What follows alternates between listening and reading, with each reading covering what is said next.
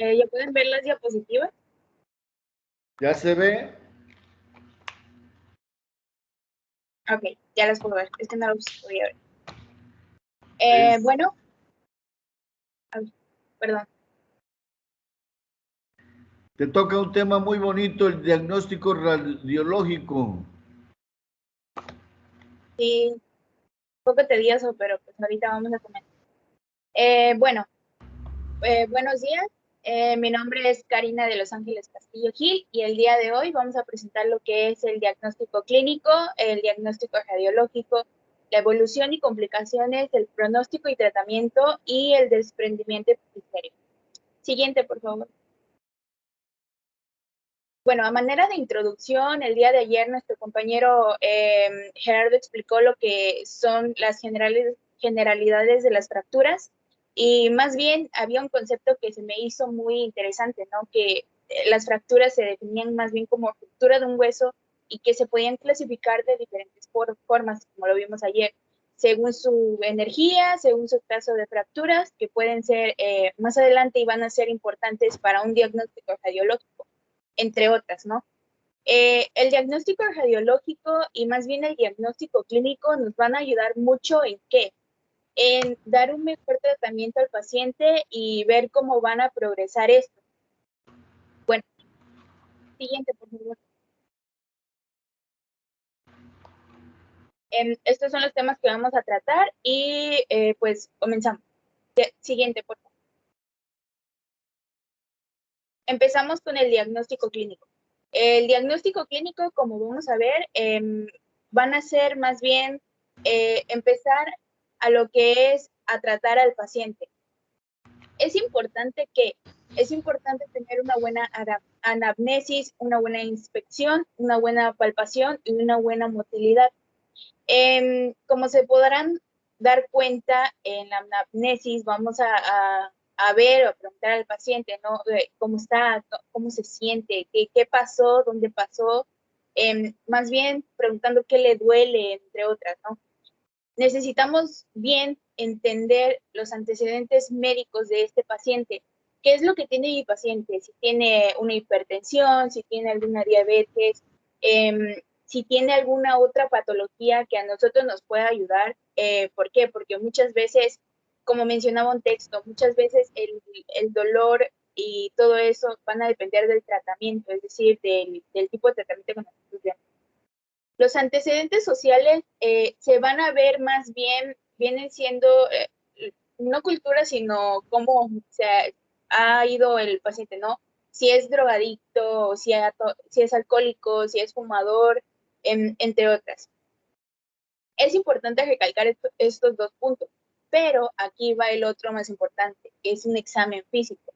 El examen físico va a depender muchísimo de cómo este paciente, qué tipo de fractura tiene, si el dolor es muy intenso, desde cuándo viene y más bien qué le pasó, ¿no? La palpación y la motilidad igual suelen ser muy importantes. El poder palpar una arteria es muy importante en todo esto, en parte de la circulación, ¿no? Entonces, pues viendo bien desde este punto, aparte, esta triada D no aparece en los libros, pero me pareció muy interesante el poder verlo, ¿no? En sí vienen siendo 3D, el dolor, la deformidad y la disfunción. El dolor porque muchas veces en las fracturas, dependiendo el grado que tengan, va a ser el dolor que estos pues, padezcan, ¿no? La deformidad en las fracturas, pues yo he notado muchas veces hay deformidades, no suelen quedar igual como dicen, ¿no? Y la disfunción, como mencionaba una compañera ayer, la disfunción, aparte de que no funcione bien, más bien, por ejemplo, esas personas que se les ponen clavos, tornillos, ¿no? Muchas veces en el frío pueden presentar lo que es mucho dolor. Entonces a eso se refiere. Hay ciertas molestias y resortes que van a disminuir y finalmente van a desaparecer en un lapso de tiempo. Este lapso de tiempo, ¿de cuánto va a ser? De 6 a 12 semanas después de la lesión. Pero cabe recalcar que es dependiendo de la lesión que tenga él. Siguiente, por favor.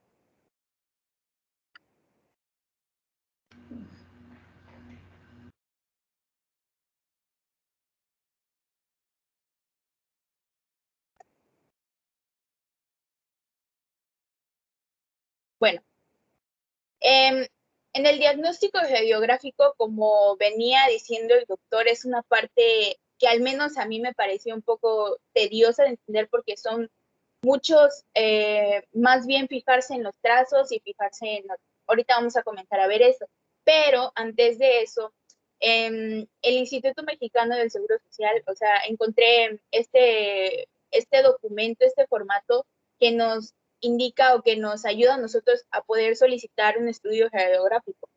En ordinario y urgente. ¿Por qué ordinario y urgente? ¿Por qué? Porque muchas veces el tratamiento es conservador, como venía mencionando el doctor ayer, ¿no? Muchas veces se puede tratar en sala de urgencias. O si es urgente, es muy importante por la circulación. No vaya a ser que este paciente pues pierda motilidad o pierda mucha sangre, dependiendo si la fractura viene siendo expuesta, es decir, abierta o cerrada, ¿no? En la fecha de solicitud, claramente es la fecha del día que estamos solicitando nosotros la radiografía, es decir, la hora, el día, el mes y el año. En la próxima consulta, muchas veces a los pacientes, y no muchas veces, ¿no? Sino debe de ser como un protocolo en sí, llevar una próxima consulta para que nosotros podamos ver cómo va progresando. Presentarse pues el día, en caso de que no sea urgente y sea un ordinario, presentarse qué día, ¿no? El día vamos a poner día, mes, año y la hora. Y se busca el paciente en la cama o la sala de espera. Como venía mencionando y es muy repetitivo, el hecho de dejar a un paciente ahí va a depender mucho de qué tipo de fractura vayamos a ver. El número de seguridad social, el agregado, nombre del paciente, empezando por apellido paterno, materno y posterior a nombres, el CURP, la unidad de adscripción, perdón, y el número de consultorio. Este número de consultorio, pues ya estos datos le vienen representando el paciente. Bueno, progresando, vamos a llenar el médico solicitante, va a aceptar que no se aceptan si no está completa elegible. Nosotros habíamos visto en liderazgo que una de las cosas que nosotros como médicos debemos de tener es una letra legible, ¿no? Entonces, pues aquí lo dice que debe ser legible y completa. Señale con X el estudio solicitado. El estudio solicitado más bien va a depender de la zona en la que esté la fractura, es decir, la zona anatómica. Por ejemplo, ya sea el cráneo, los paranasales, el abdomen simple, un esófago o estómago duodeno, tórax de PA, huesos y otros exámenes, ¿no? Anotar datos clínicos y diagnósticos presencial y la región anatómica interesada. ¿Esto por qué? Porque pues más adelante vamos a ver cómo nosotros vamos a diagnosticar una radiografía, o no diagnosticar, sino a ver en las radiografías qué tipo de fractura se puede dar. Siguiente, por favor. Bueno, ayer nuestro compañero Gerardo nos mostró los trazos de una fractura. Estos trazos de las fracturas en las radiografías, perdón, suelen verse de una forma similar a esta. Y esta imagen me pareció como que la más apropiada para que nosotros podamos ver más o menos los trazos que se den, ¿no? Por ejemplo, la transversa, el ala de mariposa, una oblicua, una impactada, escleroidea, parcelar, con minuta, incurvación segmentaria o entallo verde. Ok. Siguiente, por favor.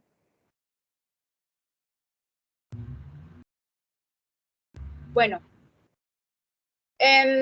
venía mencionando, no lo menciono en el artículo, yo lo encontré en otra parte, pero mayormente los huesos que se suelen fracturar suelen ser largos, ¿no? Aparte de largos, pues pueden ser muchísimos más. Entonces, como venía mencionando igual el doctor ayer, la metáfisis y la diáfisis suelen ser de las que más se fractura o más bien del de las fracturas más comunes, ¿no? Entonces, podemos lesionarnos que la metáfisis proximal, distal o el tercio de la diáfisis. Posterior a esta, proximal, distal o media. La línea media, transversa, oblicua, segmentaria o conminuta. En las radiografías de tórax es muy en las radiografías es muy común que suelan lastimarse, por ejemplo, la metáfisis proximal de tibia. Aquí podemos ver una radiografía. En esa radiografía se ve una metáfisis proximal de la tibia. Posterior a esto, nosotros, cuando ya vayamos a entender, diferenciar entre metáfisis y diáfisis, que creo que la mayoría ya lo sabemos, pues podemos ver más o menos cómo se diagnostica esto. Siguiente.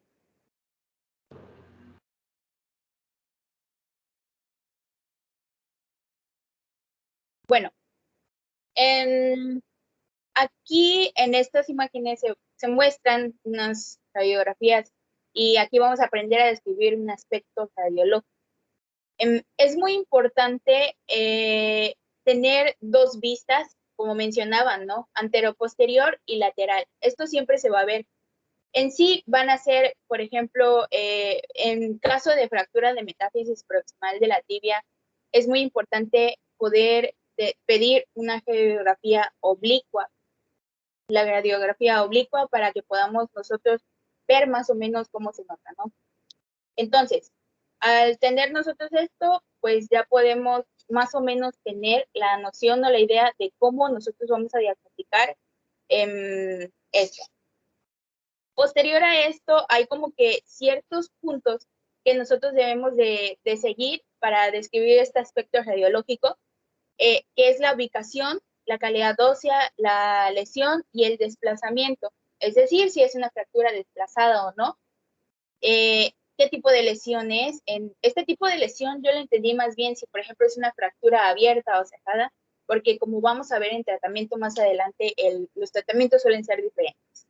La ubicación, pues yo creo que es muy claro la ubicación, la zona anatómica ya viene siendo si es un hombro, si es una cadera, que más bien mencionaba ahí que un 30% de estos suelen ser fracturas de cadera, más bien en adultos mayores que en niños y jóvenes. Entonces, el diagnóstico radiológico igual va a tener, por ejemplo, la forma, la estructura y la relación. La forma, pues vamos a mencionar más bien la incidencia, es decir, si es de frente, si es de perfil, más bien anteroposterior o lateral, ¿no? Entonces, la estructura vamos a ver la densidad y la calcificación, si es alta o si es baja en sí, ¿qué otros, no? En las relaciones vamos a ver otras alteraciones, por ejemplo, normales osteoarticulares que nosotros podemos ver en las radiografías. Y esto es muy importante para poder dar seguimiento, porque no siempre es de que... No, a ver, pues permíteme tantito. En tu diapositiva que dice describir aspectos radiológicos, tú les pusiste la leyenda de abajo, por ejemplo, en la primera, importante API lateral. Sí. En la segunda pusiste fractura de la metáfisis proximal de la tibia, RX oblicua. Sí. ¿Tú la pusiste? Sí, pero así lo mencionaba el libro y pues de hecho yo busqué la imagen. Bueno, no, ahí la recorté, creo. ¿Cómo está? Yo busqué la imagen, pero decía fractura de la metáfisis proximal. O sea, tal así, tal como está. Sí. Es que yo no veo ninguna fractura de la metáfisis ahí. ¿Tú cuál me describirías ahí como fractura? Perdón que Eh, yo te interrumpa, pero es que es importante. sí, no se preocupe, doctor. Pues en sí estaba la imagen, pero yo vi más bien como, bueno, no sé si estoy bien, pero yo veo más bien como un desplazamiento y eso ¿Un que qué? pues el hueso no está roto en sí. ¿Ves un qué? Un desplazamiento, ¿no? ¿En dónde? Ahí en la radiografía. No, mira, escúchenme todos con atención. Lo que le acaba de pasar a ella, a Karina, es normal para cuando no tienen experiencias en radiografías. Esa no es una fractura de la que estamos viendo en la imagen radiológica. Si lo observan, en el peroné también está un trazo horizontal de cortical a cortical con un espacio discreto de color oscuro o grisáceo. ¿Esa sería para ti la fractura?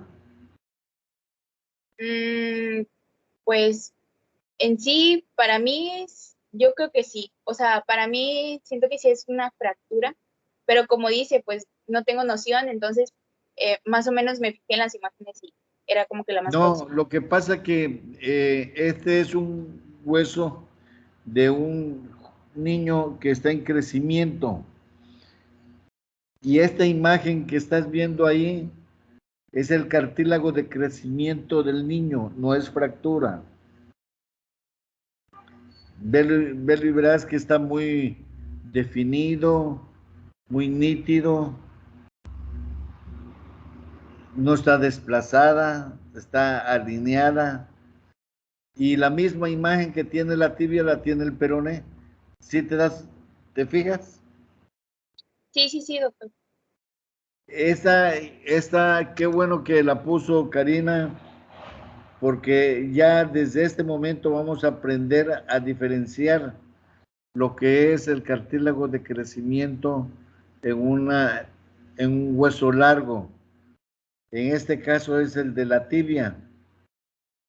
Si ustedes voltean al lado izquierdo, tiene una anteroposterior y lateral, también de tibia y también de fémur.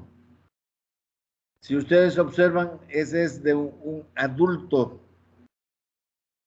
No tenemos el trazo del ligamento de crecimiento. Ya está, ya es adulto, ya dejó de crecer, ya se calcificó el hueso.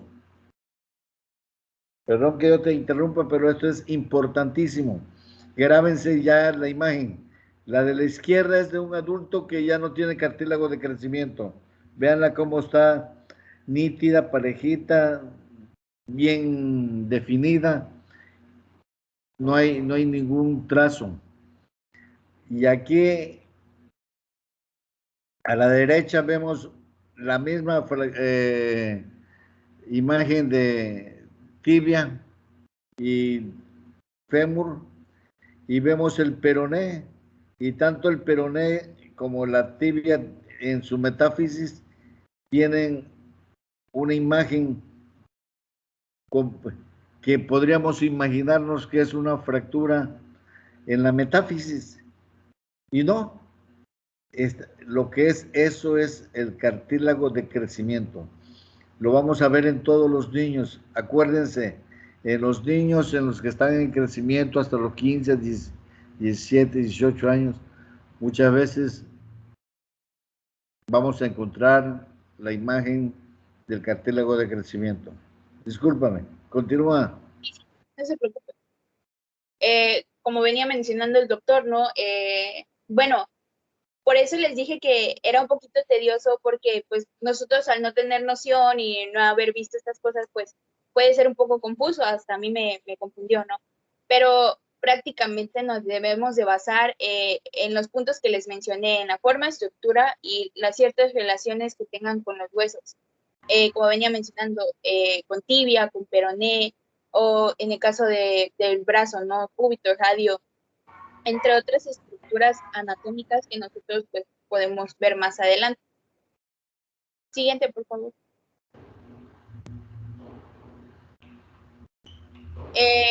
¿Por qué puse rayos X inadecuados en pregunta? Nosotros, como vengo diciendo, ¿no? Al momento de trazar, al momento de ver los trazos, al momento de explorar ciertas superficies, o más bien partes anatómicas, vamos a ver cómo describirlas, ¿no? Ahí en el libro mencionaban una fractura con desviación angular dorsal, del radio distal, desplazada dorsalmente. Al menos a mí más o menos me quedó claro, y digo más o menos porque sí me costó un poquito entender. Y por ejemplo mencionaban dos fuentes, en la confusión, en la descripción de las fracturas. Hay una dirección del desplazamiento o una desviación angular, y esta siempre va a ser una fractura desplazada. En sí mencionaban igual ciertos, por ejemplo, extremos del hueso en continuidad, y estos mayormente mencionaban que podían ser un poco dolorosos, entonces, pues, se iban, más bien para el tratamiento, se iban a poner anestesia, ya sea local o a manera de regional, ¿no? La pérdida completa de continuidad y la retención de continuidad parcial es muy importante porque antes de que este paciente pudiera perder la movilidad, es decir, que pudiera llevar un buen tratamiento, es importante ingresarlo ya a la sala de urgencia. Pero, doctor, yo tenía una duda en cómo describía más bien esta fractura. No sé si la podría explicar porque al menos a mí no me quedó muy claro. Bueno.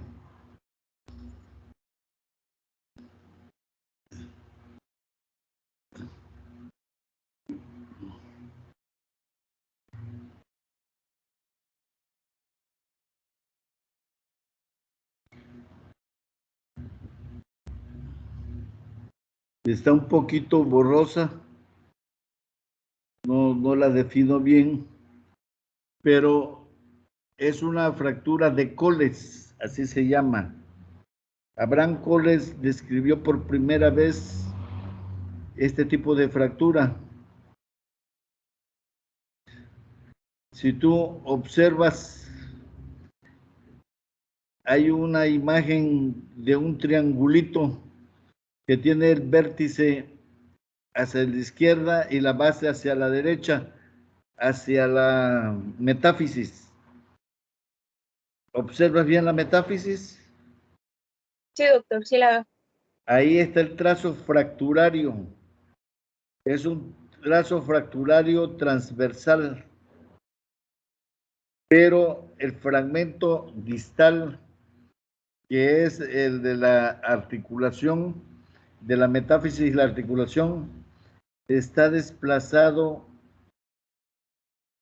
hacia arriba y hacia atrás. Y se impacta entonces el extremo fracturario proximal en el tercio medio de la metáfisis. Es una fractura bifragmentaria que muchas veces no la describimos como te la estoy describiendo, sino nada más decimos es una fractura de Coles en el antebrazo derecho o izquierdo, porque ya es una fractura muy común, es una fractura que tenemos bien descrita. ¿Cómo es? Tiene una imagen en dorso de tenedor. Si ves el dorso del tenedor, está donde están las puntitas, Sí. están hacia arriba y hacia atrás con un doblez, con una angulación. Sí, ya tienen la imagen del tenedor. Sí, ya la veo, doctor. Son las puntas que están saliendo. Entonces, esta es la imagen característica de esta fractura. Imagen en dorso de tenedor, porque está desplazada la metáfisis y la carilla articular junto con la mano se desplaza hacia la parte trasera, y cuando la ven por primera vez, inmediatamente ven, se acuerdan del tenedor y está en forma de dorso de tenedor. Entonces es una fractura es una radiografía lateral de cúbito y radio de la articulación de muñeca, en la que hay un trazo fracturario en la metáfisis distal, desplazada dorsalmente, con imagen en dorso de tenedor que corresponde a la fractura de Coles. Abraham Coles la describió por primera vez. Ok, ya más o menos me quedó claro. Bueno. ¿A todos les quedó claro?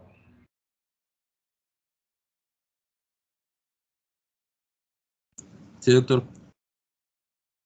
¿Hay alguien que tenga duda? Si no, se las explicamos bien.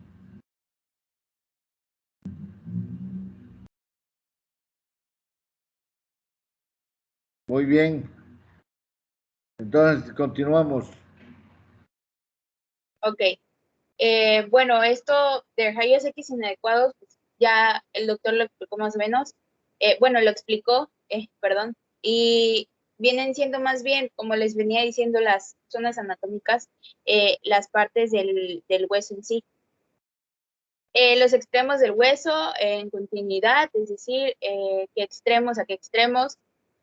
Aquí podemos escribir igual la epífisis y la metáfisis, perdón, la diáfisis y metáfisis, y también la pérdida completa de continuidad, que como ya les había dicho, es muy importante para llevar al paciente ya sea a un tratamiento conservador o a una sala de urgencia, porque muchas veces al paciente nada más he visto, ¿no?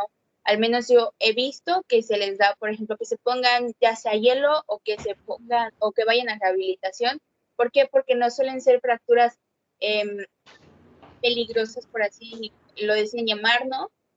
No son abiertas ni cerradas, entonces pues no hay mucha preocupación, nada más que estabilizar el hueso en sí. Siguiente.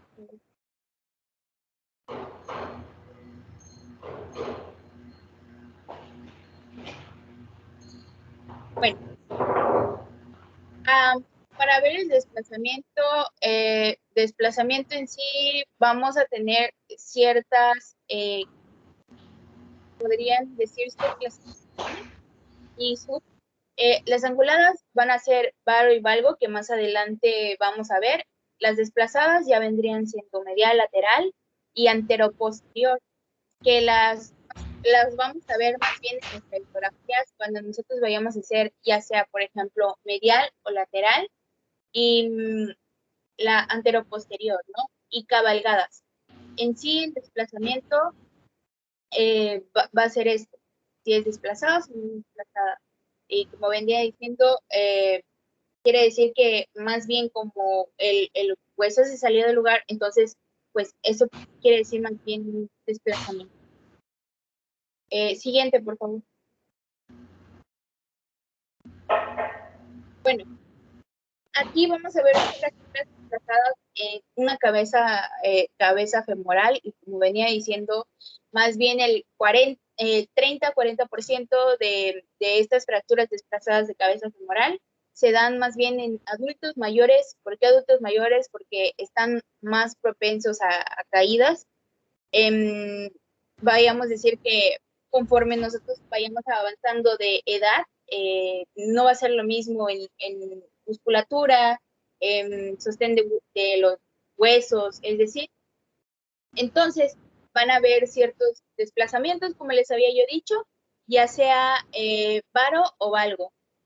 El valgo viene siendo estable y el varo viene siendo inestable, pero ¿cuál es la diferencia entre estos? Bueno, el valgo más bien, como venía diciendo, es más bien metido por debajo de la cabeza femoral, es decir, como que se entremete, como que se mete, y el varo viene siendo más bien como por fuera, sí, como por fuera.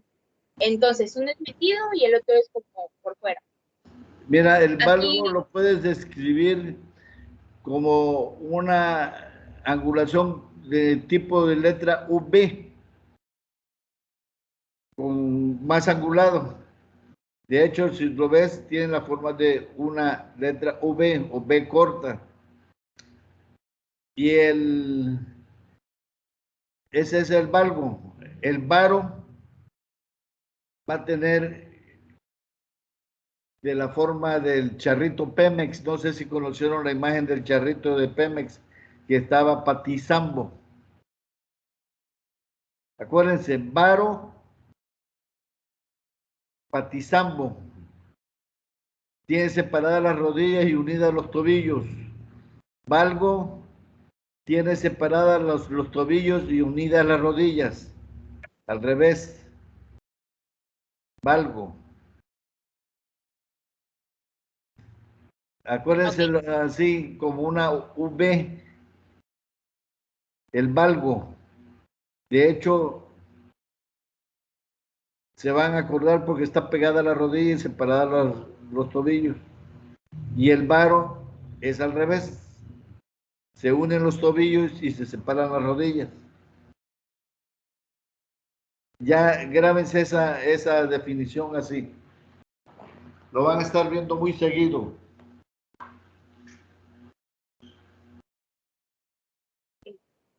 ok. Bueno, como ya lo dijo el doctor mejor, varo y valgo prácticamente es eso, ¿no?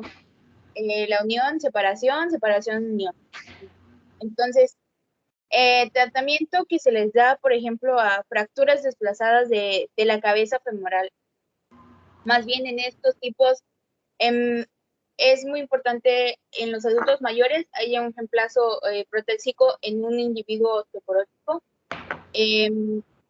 Y, por ejemplo, en jóvenes, que no suele darse mucho, pero pues sí, por ejemplo, cuando hay una caída, ya sea jugando o X cosa, puede haber una reducción inmediata y una fijación interna. Las fijaciones las vamos a ver posterior, un poquito más adelante, en lo que es el tratamiento. Bueno, siguiente, por favor.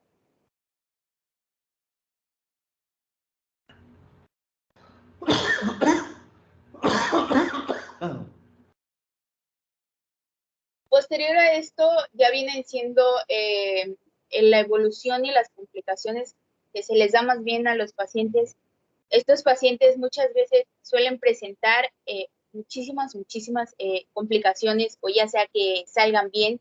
Es decir, el pronóstico va a depender mucho del trato que se le dé al paciente, así como del tratamiento, entre otras, ¿no?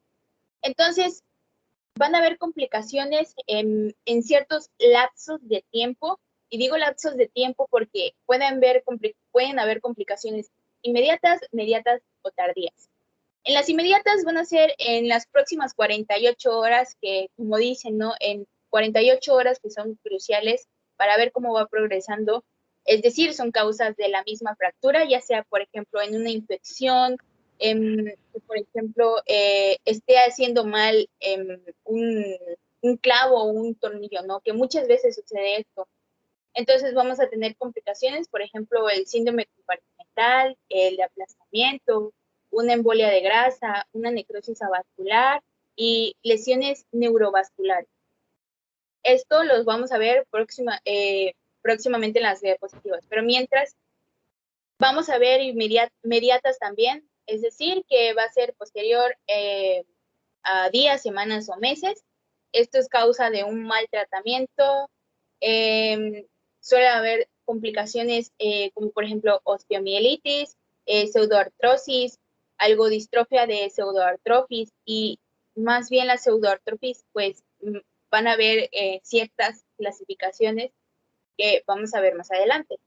Y la tardía, como les venía mencionando, las tardías pueden llevar años. Y es muy importante mencionar ahorita el pronóstico, ¿no? El pronóstico de algunos pacientes es de que, por ejemplo, no suelen tener un buen, aparte de buen tratamiento, no suelen progresar. Me tocó ver una vez como experiencia un familiar que prácticamente no quedó bien de la cadera por un mal tratamiento. Y es decir, no sé qué tan cierto sea esto, que lo operaron en el momento, pero al momento de operarlo se le movieron los clavos. entonces pues le dijeron que no podían abrirlo al momento, ¿no? Y pues tuvo que esperarse 2 días. Y ya se imaginarán el dolor que suele causar esto muchas veces. ¿Por qué? Porque pues me imagino que estaba bajando alguna estructura anatómica y la verdad fue un poco doloroso y un poco incómodo verlo, el dolor que se les puede llevar a estos pacientes. Siguiente, por favor. A ver, espérame tantito. Regresa al anterior. Entre las complicaciones tardías hay algunas fracturas que nos van a ocasionar desviaciones, pero no precisamente porque el médico haya obrado mal. Por ejemplo, en la fractura intercondilia de húmero distal, ubican ya el húmero y ya lo distal, están los cóndilos y la tróclea. En esa fractura la puede uno reducir al 100%. ¿Qué es lo que va a suceder? Que cuando el niño pase unos 2 o 3 años con el crecimiento, el brazo le va a quedar angulado. Al principio le queda perfectamente y las primeras semanas y meses se ve derechito, bonito. Pero conforme va creciendo, se va desviando. ¿Por qué? Porque hay una mayor irrigación en el foco fracturario de la fractura intercondilia de húmero distal y entonces crece más de un lado que de otro. Esa sería una complicación tardía, antiestética, porque pues funcional funcionan bien. Otra, cuando el niño que está en crecimiento sufre una fractura de fémur, hay que dejarlo cabalgado, o sea, el extremo fracturario distal sobre el proximal o el proximal sobre el distal, como querramos, cuando menos 1 centímetro o 1,5 centímetros. ¿Por qué? Porque si lo pone uno bien uniditos los extremos fracturarios, o sea, término terminal, unidos los dos fragmentos, o le pone uno una placa y lo deja uno bien uniditos, ese hueso va a crecer por la irrigación de los extremos fracturarios. Ese miembro pélvico va a crecer 1 o 2 centímetros más y lo va a tener más largo que el que no está fracturado. Si el que se fracturó es el derecho va a estar más largo 1 o 2 centímetros más que el izquierdo. Por eso tiene que ir uno buscando que quede cabalgado. Vean mi imagen. Cabalgado quiere decir que quede no así. Ese es término terminal. La unión. Esto es lo ideal en el adulto. En el niño lo tenemos que cabalgar para que quede así. Por ejemplo, mi uña sobre la uña, para que cuando haya la mayor irrigación, el extremo el pélvico esté casi de largo del otro y no sea mucho la diferencia, sino muchas veces tenemos de que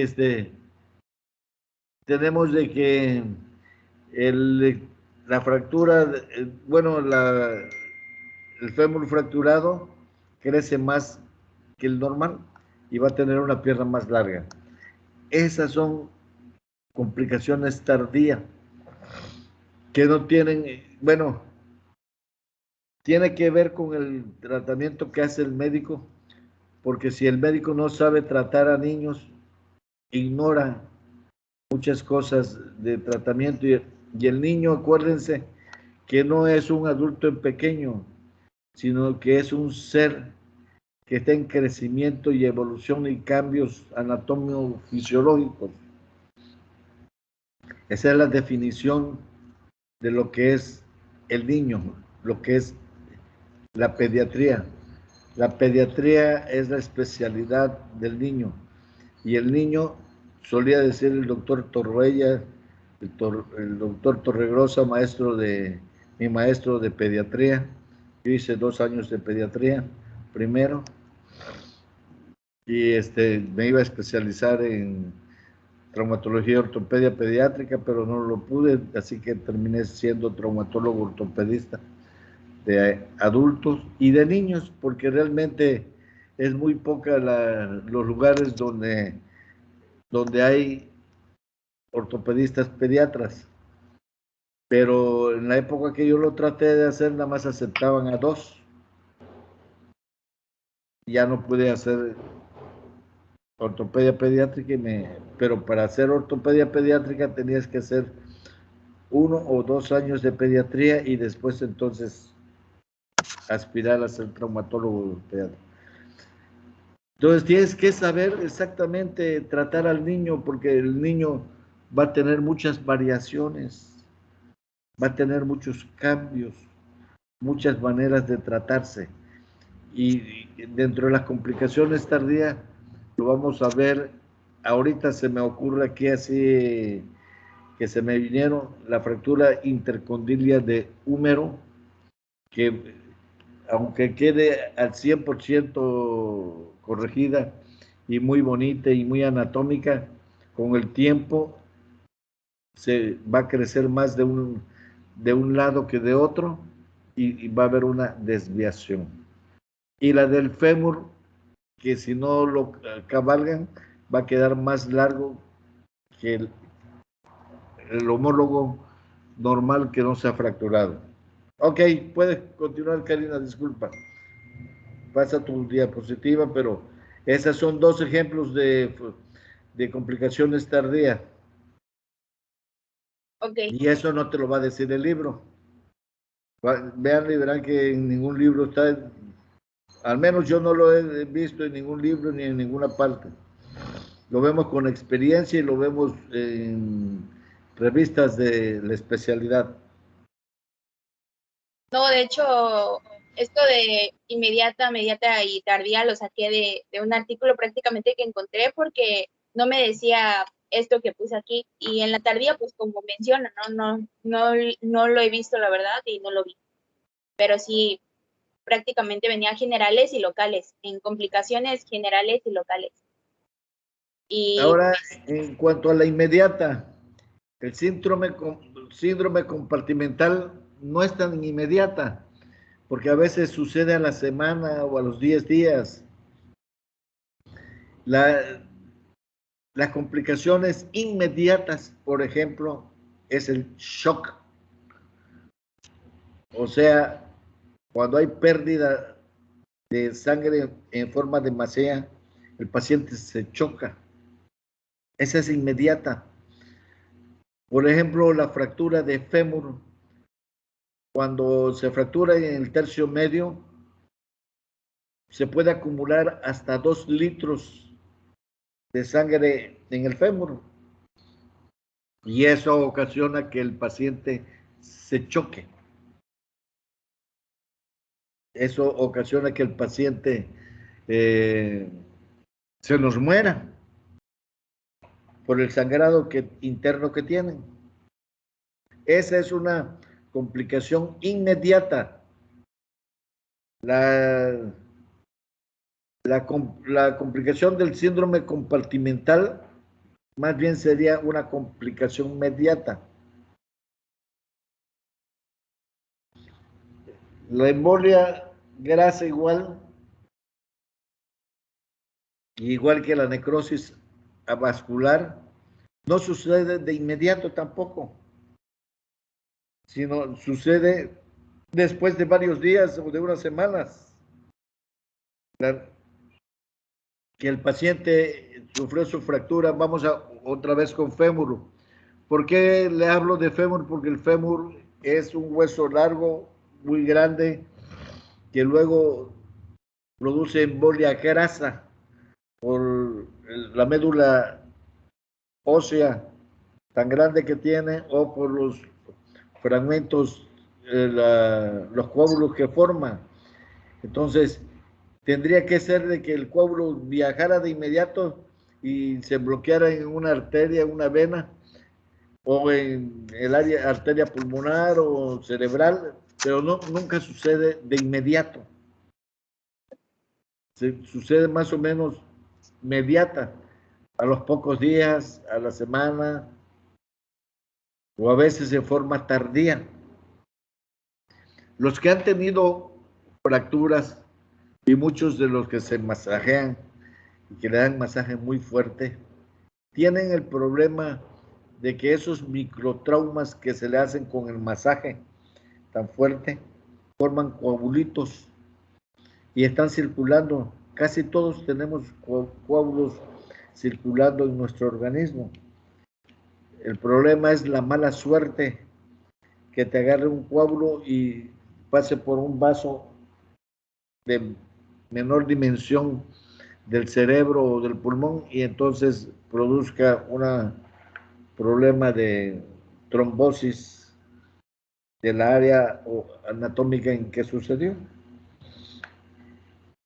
Entonces, como ves, el síndrome compartimental es a causa de la inflamación de los compartimentos musculares y la inflamación inmediata no es tan drástica.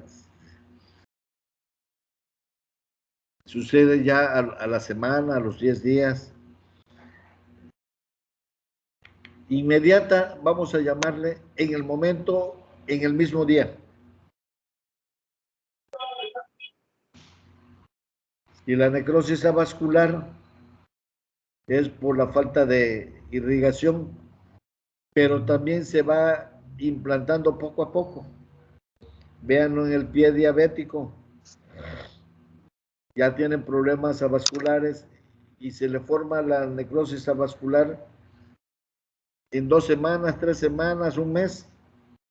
Comienza con un puntito negro y luego se va un poquito más y todo, porque la irrigación no solamente está dada por una arteria y una vena, sino por muchas. Y entonces a veces la que está complicada es la principal y es la que va a producir la necrosis. Se dice avascular porque ya no llega la sangre, ya no hay la manera de que se nutra el músculo o se nutra el área anatómica por lo regular que es el miembro pélvico. Okay. Las lesiones neurovasculares, esas son inmediatas. Ejemplo, en la fractura de húmero en el tercio medio, cuando existe una fractura de húmero en el tercio medio o en el húmero en sí, ya sea tercio proximal, medio, distal, cualquiera que sea, pero más en el tercio medio, porque en el tercio medio el nervio radial está adosado casi al hueso.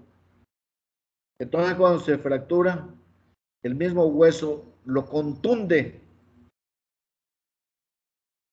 Y cuando uno explora al paciente y tiene fractura de húmero, lo primero que tiene que hacer uno es revisar si tiene movilidad de mano, si tiene movilidad de los dedos. Si no tiene movilidad de manos o movilidad de dedos, quiere decir que hubo osección del nervio radial o está contundido. Y entonces tenemos que hacerle un estudio de transmisión, se llama electromiografía. Se le hace un estudio de electromiografía para saber si nada más está contundido, golpeado, traumatizado o está roto. O si está roto parcial o totalmente. Esa es una complicación inmediata. ¿Por qué? Porque al romperse el hueso, golpeó el nervio radial y el nervio radial se pudo haber seccionado por la espícula de los extremos fracturarios o nada más golpeado. Si se golpeó, qué bueno porque no hay que operar y las posibilidades de que mueva en 3 meses su mano y su brazo y todo es total. Si se seccionó, hay que entrar y tratar de operarlo para ver si se va a recuperar. Algunos se recuperan, otros no se recuperan. ¿Qué tejido es difícil que se recupere o que no tiene regeneración o no tiene, más bien regeneración o cicatrización fisiológica?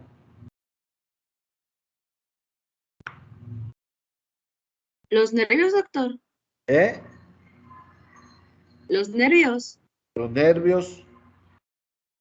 Acuérdense que cuando hay sección medular, prácticamente es para toda la vida. Rarísimo es el paciente que vuelve a caminar. ¿Por qué? Porque no tiene regeneración el tejido nervioso o tiene muy poca regeneración.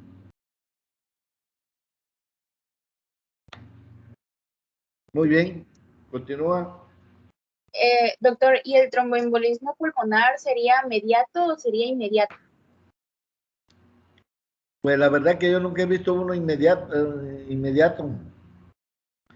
O sea, es la suerte, pero casi el tromboembolismo es muy en forma tardía. Casi ni inmediato ni inmediato. Ok. Bueno. Hay gente que su tromboembolia la tiene ya se fracturan de jóvenes y vienen a tener una embolia cerebral o pulmonar ya de adulto o ya de senecto. Adulto joven o adulto mayor, muchos años después.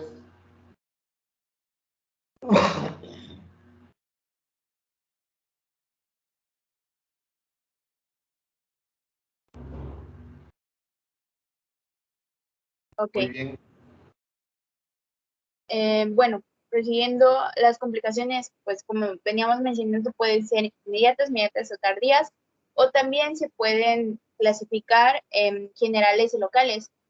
En generales vienen siendo, por ejemplo, shock, embolia grasa, tromboembolismo pulmonar, como veníamos mencionando, y dentro de estas puede haber supuración, pseudoartrosis, retardo de consolidación y necrosis septal.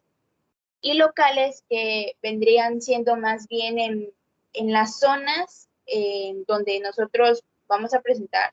Por ejemplo, mencionaba mucho los miembros tanto superiores como inferiores, y estas cada una, pues procedente a lo que nos van a explicar nuestros compañeros más adelante, pues se van a ver, pero prácticamente es eso, en las zonas. Siguiente, por favor. Bueno, el síndrome de compartimiento, más bien como veníamos mencionando, más bien es como que una cierta presión, entonces esa cierta presión va a hacer que prácticamente haya como una inflamación, entonces va a haber como una elevación de presión intrafacial e intratisular, es decir, entre tejidos y entre las fases vaya del músculo, entonces va a haber ciertas zonas en donde se va a dar más que otras, y estas zonas van a ser frecuentes tanto en la pierna como el antebrazo. A mí me tocó ver una y la verdad sí bueno, no sé qué tan bueno sea, pero al menos la que me tocó ver sí era como que muy extrema, ¿no? Muy grave, por así decirlo, tanto que sí tuvimos que ir al médico, vaya. Entonces, van a ser frecuentes en pierna y antebrazo.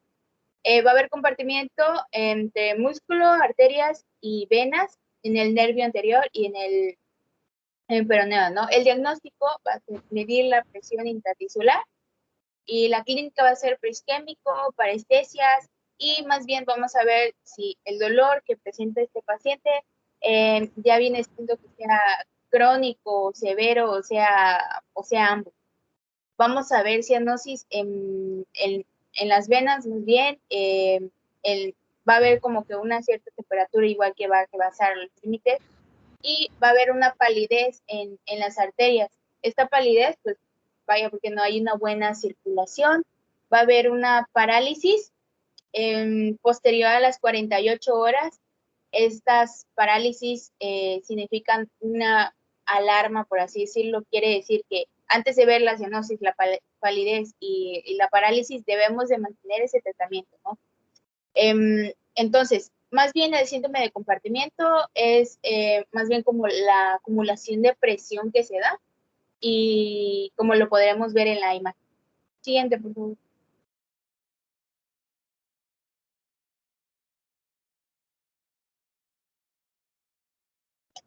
El síndrome de aplastamiento, pues como su nombre lo dice, pues más bien es como aplastar.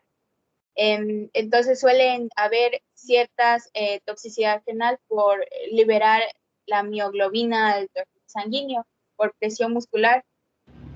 Mencionaba mucho lo que es la rhabdomiólisis, mioglobinuria. Entonces va a haber una formación en el tercer espacio. En esta vaya a haber un shock, entonces va a haber igual una hipercalcemia y una fibrilación auricular. El síndrome de aplastamiento, como lo mencionaba el doctor, es inmediata. Quiere decir que no se dan en las próximas 48 horas, no.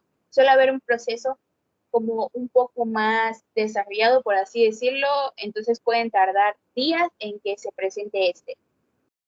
Siguiente, por favor. Necrosis avascular. Como bien se menciona, la necrosis avascular, necrosis, pues ya sabemos que es muerte, la muerte de vasculatura avascular, es decir, que no hay una buena vascularización o sin vascularización. Entonces va a haber al sufrir una fractura, se va a generar una desvascularización. La frecuencia en zonas más bien van a ser cervicales, en fémur, húmero y en el astrágalo. Más bien en esta zona se van a ver el fémur y el húmero, que pues, prácticamente son dos huesos largos, y el astrágalo.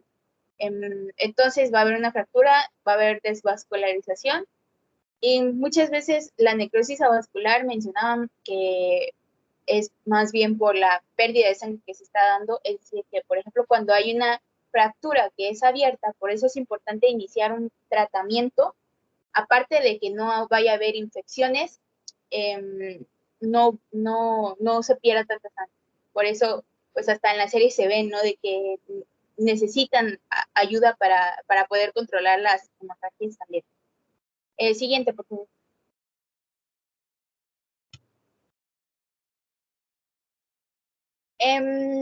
Podemos ver también en las fracturas osteomielitis, es infección de los huesos, hay fracturas, más bien se dan fracturas abiertas. La clínica van a ser fiebre, inflamación, dolor, fatiga, y el tratamiento que se les da más bien son limpiezas quirúrgicas para pues desinfectar la fractura. Las complicaciones vienen siendo más bien una artritis séptica. Aquí les muestro una imagen de cómo se puede ver una osteomielitis, en el lado derecho se puede apreciar, y más bien igual encontré cómo se puede ver en una radiografía y me pareció interesante ponérselas. Entonces, prácticamente la osteomielitis es de eso. Siguiente, por favor.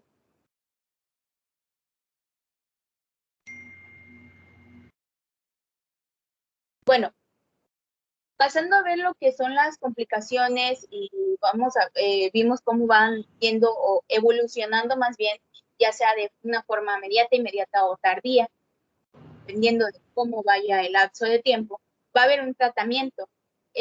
Va a haber un principal manejo, es decir, que la fractura quede inmóvil, como lo mencionaba el doctor ayer, necesitamos que esta fractura sea inmóvil. Y vamos a evitar un daño, es decir, de partes blandas para evitar el dolor y para que no haya una mala consolidación. Encontré unos principios de la AO, entonces ahorita se los voy a explicar también. Hay recomendaciones, igual que posterior se van a explicar, y un manejo inmediato.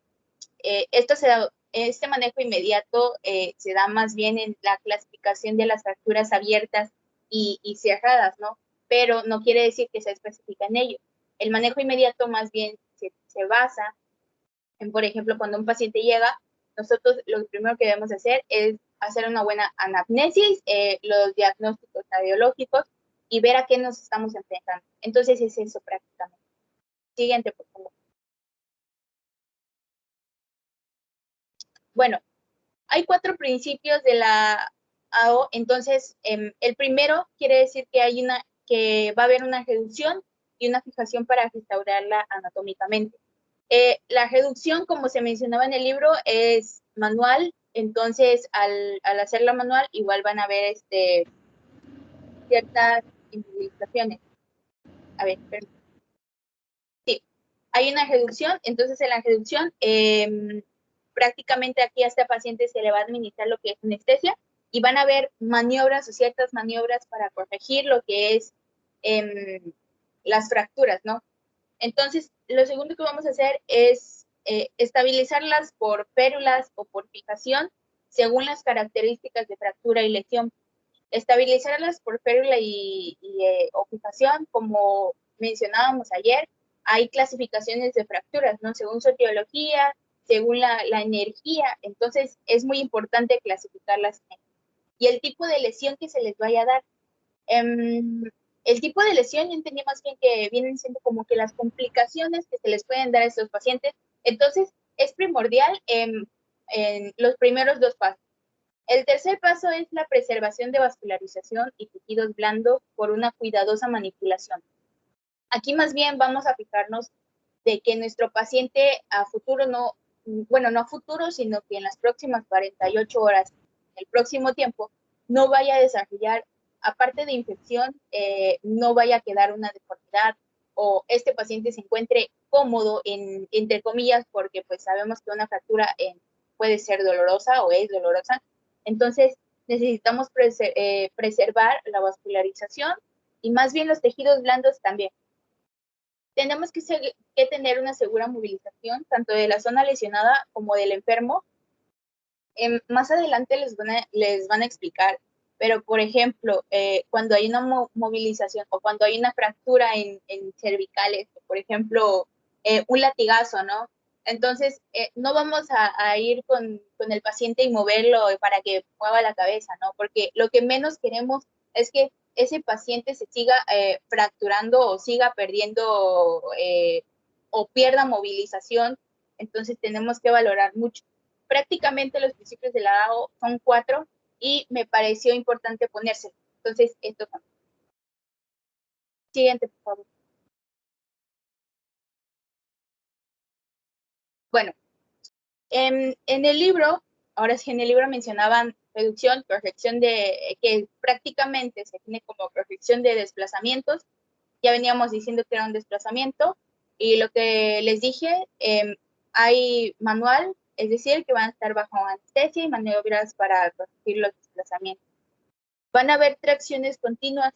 Estas tracciones se deben de realizar durante las horas o posterior a días, dependiendo mucho. En las partes blandas vamos a ver que es efectuada por la adherencia a la piel y va, por ejemplo, fracturas medial de cadera o fracturas en niños. Esta fractura medial de cadera y fracturas en niños es más bien donde se puede dar la tracción o donde nosotros vamos a aplicar la tracción, que va a ser en la fractura medial de cadera y en niños. Y van a ver la esquelética, que la esquelética más bien es,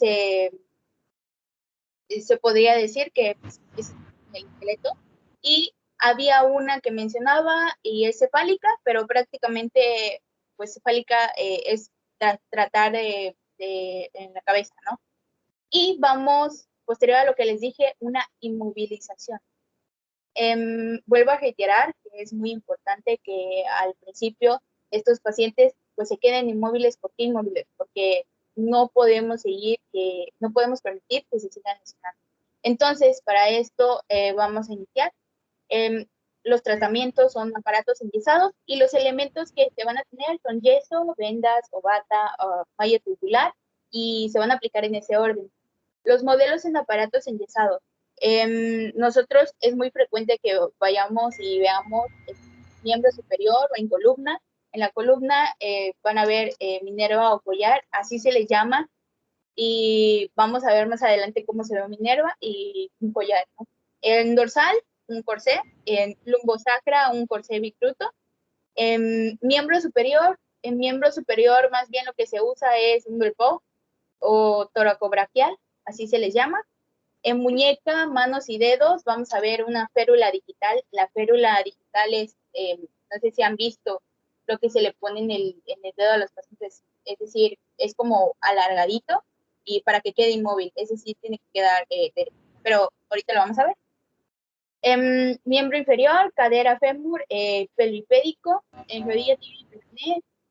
Ya viene siendo más bien si es una bota alta o si es así es en el pie, una bota corta, ¿no? Que pues eso creo que ya lo hemos visto. Ya más bien va a depender si es de yesos, porque muchas veces hay que ver que, bueno, mencionaban, ¿no? De que no, el yeso no siempre va a ser. Entonces, para miembros superiores, mayormente lo que se utilizan son Belfort. El yeso sí lo utilizan, pero pues ya no mucho. Entonces, no sé qué tan cierto sea, pero sí es importante mantener eso, ¿no? La inmovilización, más bien, tratar de inmovilizar. Siguiente, por favor.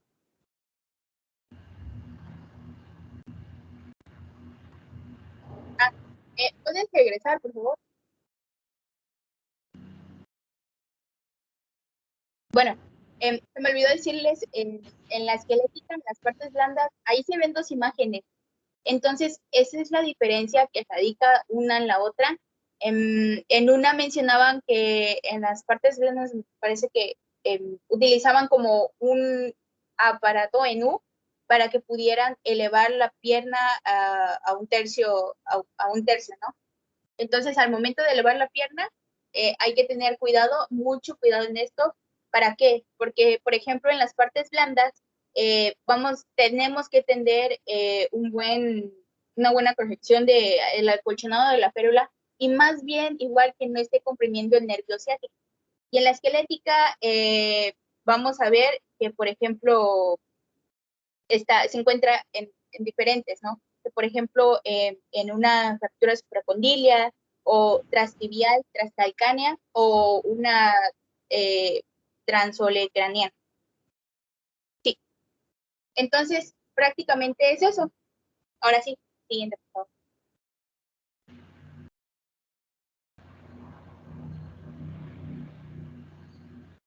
Bueno, como les mencioné en los tratamientos que se les da a los pacientes, aquí les muestro una imagen en el lado izquierdo se pueden ver en la figura 14, Minerva, el corsé bicruto, el belpo, toracobraquial, también están los brachiopalmar y la férula digital.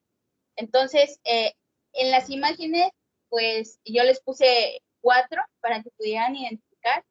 El Minerva es el primero, el que se le muestra la señora que va, bueno, más bien está desde las costillas hasta las cervicales. El belpo también, que es el que más bien hemos visto. El brachiopalmar igual es bueno, mencionaba el 25% de estos son jóvenes, entonces pues por eso. Antebrachiopalmar igual lo hemos visto, entonces es importante que antes de iniciar un tratamiento con férula y con yeso, se muestre esto, ¿no? Entonces, en tratamientos vamos a ver dos cosas, reducción, inmovilización y rehabilitación. Ya hemos visto esto, pero antes de esto, en 1852, bueno, antes de esto llegaron los griegos antes dijeron, no, pues harina de resina para que nosotros podamos inmovilizar. Pero después hubo un médico en 1852, este médico militar, este militar lo que hizo fue, no, pues vamos a conseguir harina, resina y goma para que nosotros podamos inmovilizar, aparte de inmovilizar, que sea de poco peso, para que pudieran ver las fracturas. Por eso fue que se fue creando lo de las férulas y piezas, ¿no? Entonces, pues, para que tengamos en cuenta esto, tenemos que ver también si este tipo de fracturas es expuesta a un riesgo de infección, para que los objetivos sean poder erradicar la infección, ya sea con antibióticos, ya sea que tenemos que tratar la fractura, tenemos que valorar si es quirúrgica o si no es quirúrgica, y tenemos que tratar con trauma, ¿no? Entonces, es muy importante eso. Siguiente.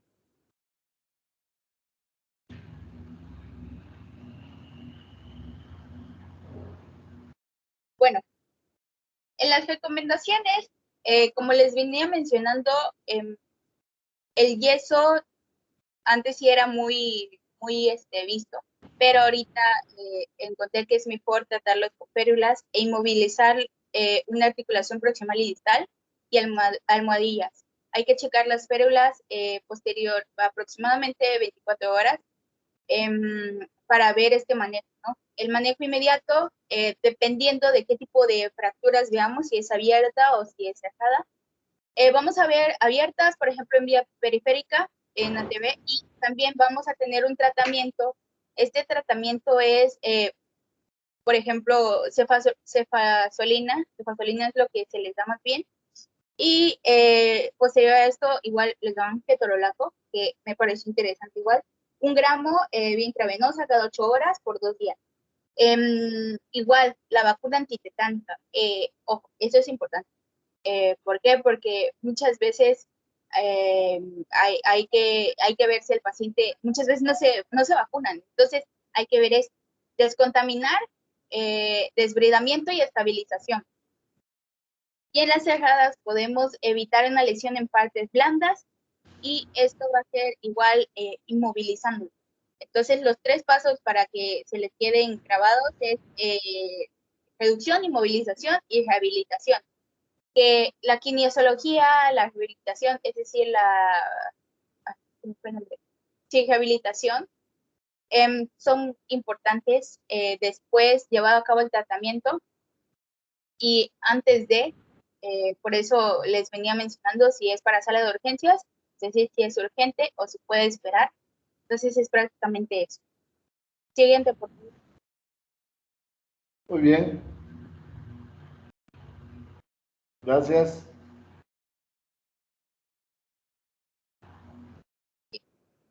Doctor, ya son las 9, no sé si quiere que siga. Pues, ¿te falta mucho? Me falta osteosíntesis y desprendimiento epificiario. Seguimos la próxima clase. Ok, sí, está bien. Muy bien, muchas gracias. Sí, doctor. Nos vemos Nos vemos, doctor. mañana, ¿no? Sí, mañana. Sí, doctor, mañana. Hasta luego. Hasta luego. Hasta luego. Hasta luego, doctor. Hasta luego, Hasta doctor. luego. Saludos. Hasta luego, doctor. Hasta luego.